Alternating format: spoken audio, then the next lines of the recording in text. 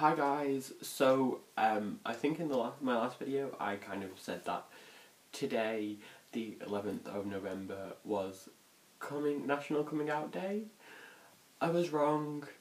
It's the 11th of October, not November, and I have that in my calendar. I just kind of didn't realise it. So we're still doing our coming out videos. Cam's is already up, so let's get started. So I guess it all started when I was about 6.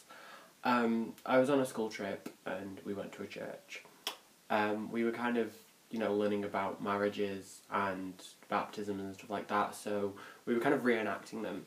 And during the wedding, I was kind of there, I was the groom, and as your mind wanders, I was kind of imagining what my wedding was going to be like. I mean, I was 6 and everything, so wasn't really thinking about it too much, but I remember thinking, it's not going to be a girl that I marry, it's going to be a guy.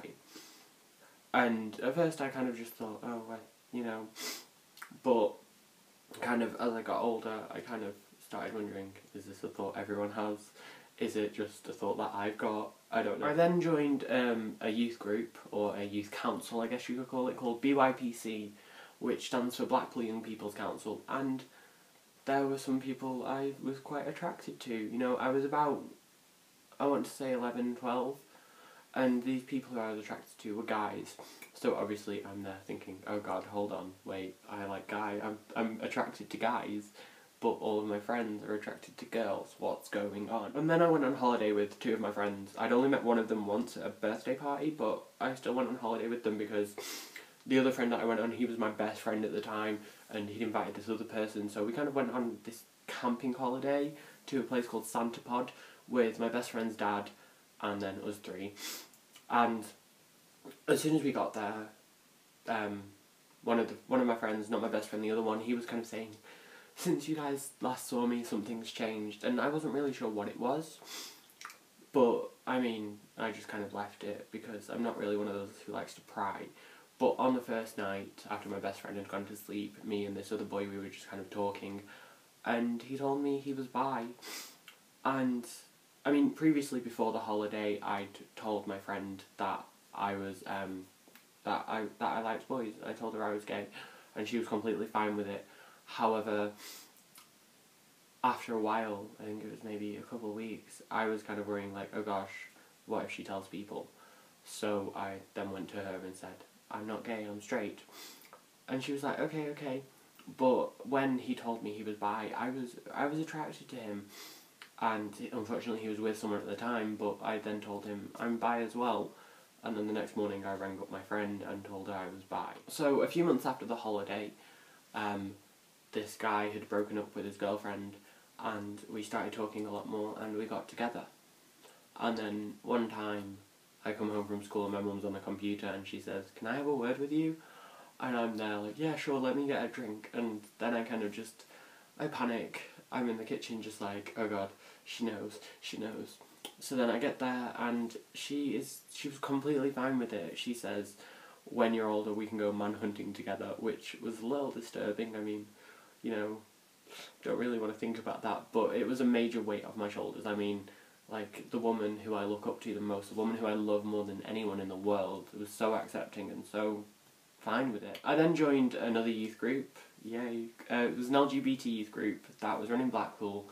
It's called OK to Be, and they were kind of helping me come to terms with it and introduce me to new people. It was an amazing experience, and I'm still with them. I'm now chair of it. Whoop whoop. That's how me and Cam met. We met at this group, so yeah, it's brought me to some amazing people, and I'm really happy about that, but that's for another video. So, over the next few years I started coming out to people, and the majority of people were pretty accepting. I mean, like, granted you get those people who aren't really accepting and threaten you and call you names, but I had an amazing support network.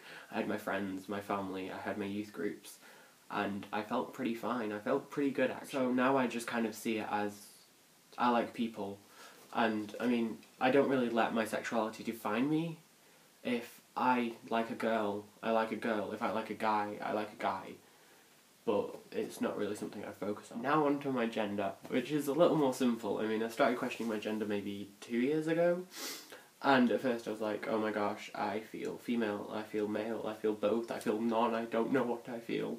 And thankfully, since I'm still part of OK to Be, they were really, really supportive.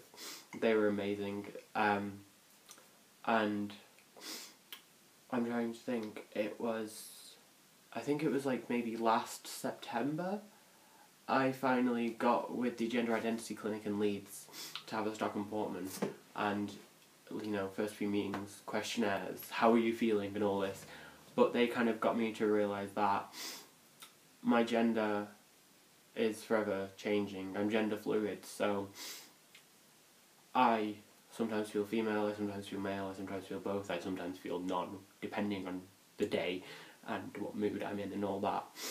But I don't really let it, kind of complicate things. I just go with the flow. So yeah, that's pretty much my coming out story. If you guys have got any questions or want to share your coming out stories, then feel free. But yeah, I'll see you next week, I guess. Maybe this weekend with more spoken word out, or next week with another, story, depending what me and Cameron decide. Still haven't come up with a timetable. We do need to come up with one. But yeah, thanks for watching, and I'll see you guys soon.